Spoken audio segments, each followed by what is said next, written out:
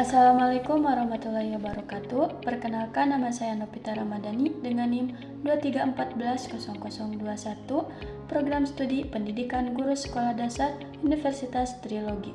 Pada hari ini saya akan mempresentasikan tugas saya untuk memenuhi penilaian tengah semester mata kuliah Psikologi Pendidikan dengan dosen pengampu Ibu Yuli Satriani, SPDI MPD. Adapun materi yang akan saya sampaikan yaitu teori perkembangan sosio-emosi anak menurut para ahli. Berikut 5 rincian materi yang akan saya sampaikan. Yang pertama, teori perkembangan psikososial menurut Erik Erikson. Yang kedua, teori belajar sosial menurut Albert Bandura. Yang ketiga, cara mengembangkan sosial emosi anak di rumah. Yang keempat, cara mengembangkan sosial emosi anak di sekolah. Dan yang kelima, cara mengembangkan sosial emosi anak di masyarakat. Selanjutnya, saya akan membahas materinya satu persatu. Langsung saja, yuk simak videonya. 1. Teori perkembangan psikososial menurut Erik Erikson. Teori perkembangan psikososial menurut Erik Erikson percaya bahwa kepribadian dapat berkembang dalam beberapa tingkatan. Salah satu elemen penting dari teori tingkatan psikososial Erik Erikson adalah perkembangan persamaan ego. Persamaan ego adalah perasaan sadar yang kita kembangkan melalui interaksi sosial. Menurutnya, perkembangan ego selalu berubah berdasarkan pengalaman dan informasi baru yang kita dapatkan dalam berinteraksi dengan orang lain.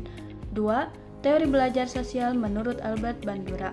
Teori belajar sosial menurut Albert Bandura sering disebut sebagai jembatan antara teori behavioristik dan kognitif karena meliputi perhatian, memori, dan motivasi. Albert Bandura menganggap setiap anak bisa belajar hal baru meski tidak melakukannya secara langsung.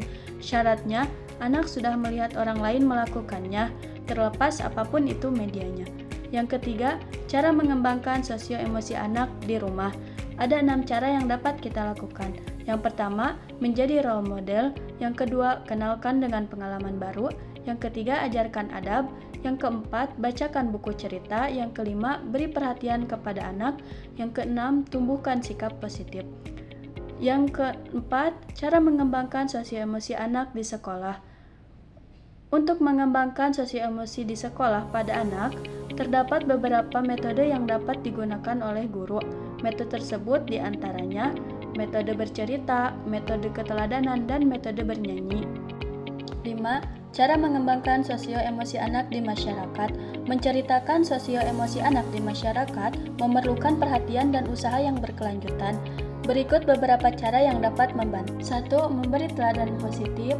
2. Ajarkan keterampilan sosial. 3. Bicarakan tentang emosi. 4. Berikan dukungan emosional. 5. Ajarkan empati. 6. Ajarkan penyelesaian konflik.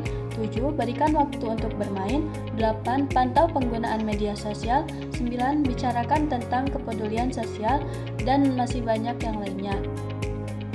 Dapat kita simpulkan bahwa perkembangan sosio-emosi menurut para ahli merupakan proses di mana anak belajar beradaptasi untuk memahami situasi dan emosi dalam berinteraksi dengan orang-orang di sekitarnya, mendengarkan, mengamati, dan meniru apa yang mereka lihat. Dengan mempelajari cara pengembangan sosio-emosi pada anak, anak dapat berinteraksi dengan tepat sesuai dengan emosi yang dirasakannya. Dan anak dapat belajar juga memahami emosi orang lain dan melahirkan empati. Baik, sekian presentasi dari saya. Mohon maaf atas segala kekurangannya. Wassalamualaikum warahmatullahi wabarakatuh.